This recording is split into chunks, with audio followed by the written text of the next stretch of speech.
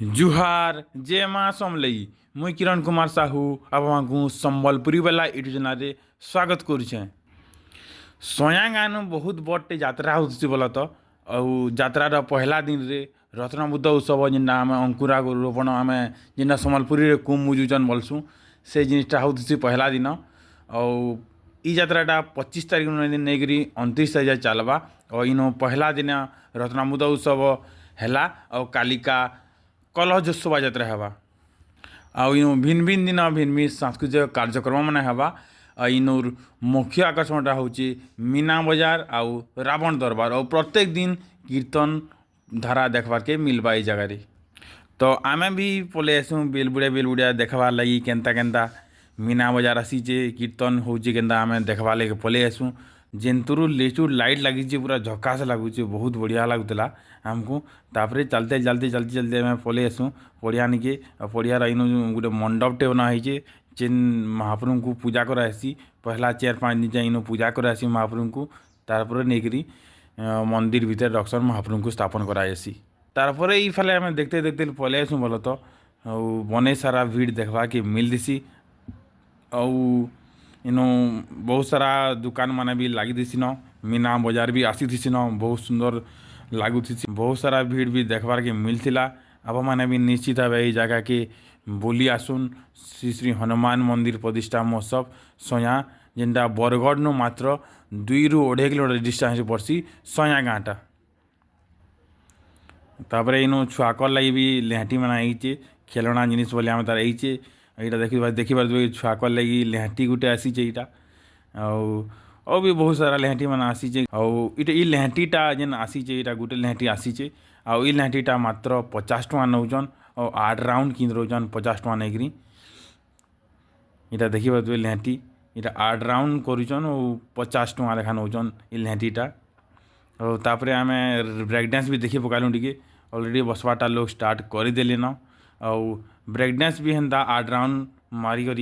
50 टଙ୍କା लेखा नौचन बहुत बढ़िया लाभ आप निश्चित भाव बुली आसन मीना बजारटा बहुत सुंदर हिसाब से कराही ड्रैगन ट्रेन भी हेन्ता 50 टଙ୍କା लेखा नौचन बोले तो मजा लगुचे हेन्ता 8 राउंड लेखा करुचन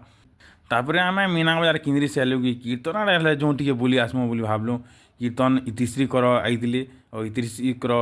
केते सुंदर भाव गीतटा गाउले बहुत बढ़िया लगुला इतिश्री कर प्रोग्राम देखा लगे बहुत सारा यूट्यूबर भाई मैंने आसी बोला तो और बहुत लोग भी भीड़ होते ये जगह आप मैंने निश्चित भाव देखिपे बहुत सुंदर हिसाब से करुचन कीर्तन प्रोग्राम।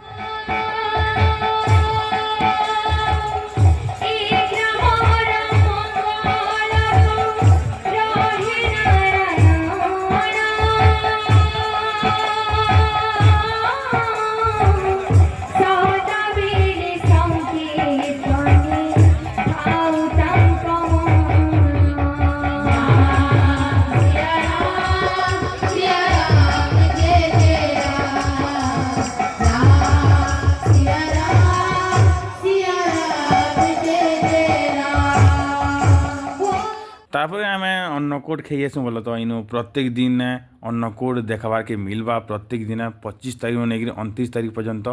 माने एठानु 29 तारीख पर्यंत प्रत्येक दिन दिने भक्त मान लगी अन्नकूट देखबार के मिलवा आप निश्चित भाव इनके प्रसाद खाइसन बहुत बढ़िया लाभ और आप मैंने कमेंट सेक्शन में बहुत लोग कही कि तार शेड्यूलटा टी दौन आमको इति शेड्यूल केन दिन काଣା हवा टी दौन आमको बोली कही तो आप निश्चित भाव वीडियो देखी पकाउन और ये वीडियो रे निश्चित भाव लिखाई इनू प्रत्येक दिन क्या हवा जे और निश्चित भाव ये जगह के बुली आसुन बहुत भल लाभ आपको हनुमान मंदिर प्रतिष्ठा महोत्सव सया जेनटा बरगढ़ नु मात्र 2-2.5 किलोमीटर डिस्टेंस पड़सी और ये यात्राटा सया गाँ भीतर के जीवार के ना पड़े और सयार जेन छक अच्छे छक उतरुन से मंदिर अच्छे और मंदिर लगिकी अन्नकूटर व्यवस्था भी समस्त कराहीचे और आर फाले जेन पड़िया अच्छे से पड़िया मीना बजार लेहाटी ब्रेक डांस प्रत्येक जिनिस आसीचे और से जगार ही मंडप कराही महाप्रभु को रखबार लगी और से जगार